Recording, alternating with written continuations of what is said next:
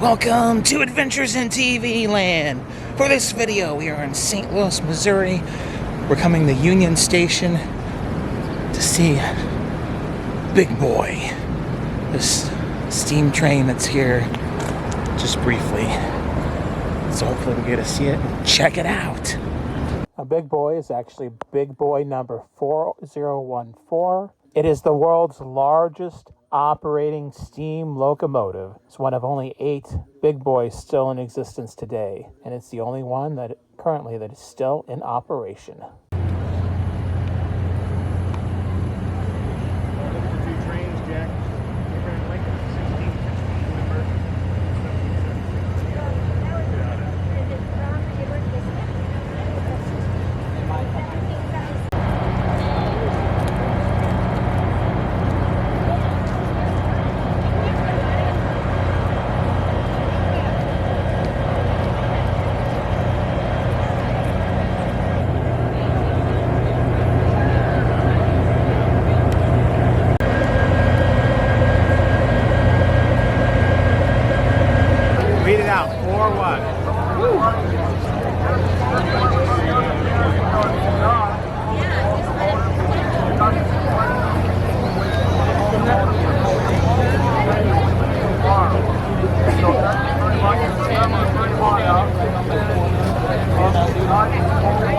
What's after the 4?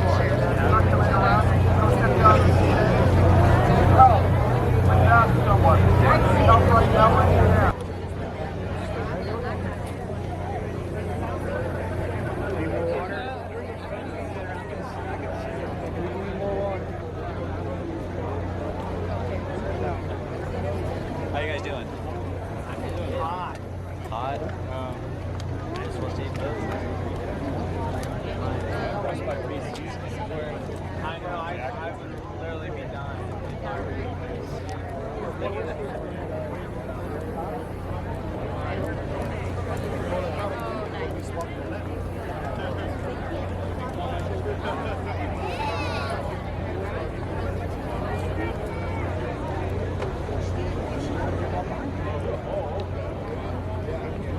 and some helpers, and they're giving some free water out. We'd like you to take advantage of that. Sit in the shade tents when you need to, and over here, if you can see me, I'm right here. Over here is our water station. And that water station isn't very busy. We'd like to see that water station a little bit more busy. So get over there and get yourself some water and take it easy.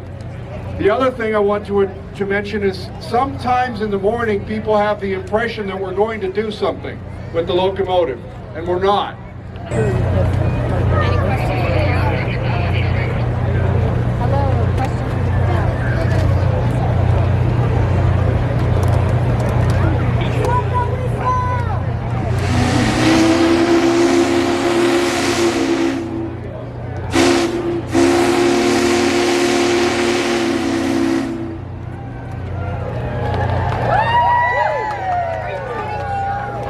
That's what the whistle sounds like at half of its pressure. It's at 150 pounds per square inch. The steam temperature at that temperature, if I remember right, is 388 degrees.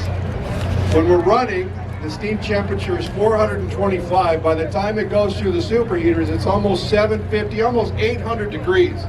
That's why the whistle is so loud when we're running. So let me segue off into the other part of why do we blow the whistle. Anybody want to know why we blow the whistle? A warning for safety, and safety is we really want to remind everybody to never stand on the railroad tracks. Everybody laughs when I say this, but don't take a selfie on a railroad track. Don't take a selfie close to the railroad track. I have seen a few selfies in the last 1,000 miles, and they're too close. That's not a good place to get a family picture. It's not a good Christmas card photograph. It's not a yearbook picture. That's not the right place for it. Stand back. I have seen some models and some other people standing back 50 to 100 feet, waiting forever, how long they wait for the Big Boy to pass by. Click, they get a really good picture. That's what we like. Okay, now that I'm done talking about that, I want to recognize all the wonderful people here helping us. It's such a blessing for us to do this. Those of us that work on the locomotive, people, they get to know our names, and that's really fun, and we really deeply appreciate that. Behind the scenes, there are people that work very hard to get this happening here. And right in front of me is my two friends from corporate communication, Rachel and Karen. I've been on the road a long time. So please raise your hand, Rachel and Karen. They work in our corporate communications, and they do a lot of stuff behind the scenes. They work on our web pages, they help us with social media, they're handling all the big media. We've had billions and billions of hits on our media. With my eyes, I know the auditors may not like the technical details, but I have seen millions of people come out to see the big boy, and it's largely due to the work of efforts of our colleagues here. All right, now this is the next day here, and I am at the National Museum of Transportation just outside of St. Louis. We've come here because the big boy is supposed to be going by the railroad here not too long, so I'm hoping to catch a glimpse of the big boy train as it passes by. So let's go and check it out.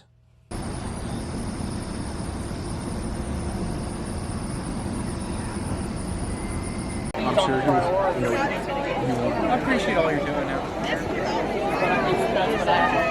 Right over on the other side. So like, do you like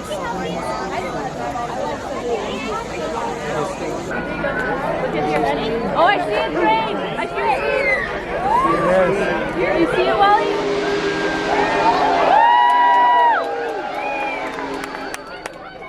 See it?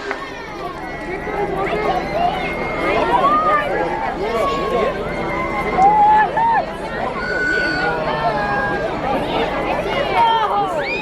Oh, look at that steam coming out of there.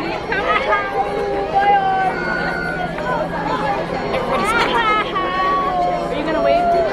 Can you wave?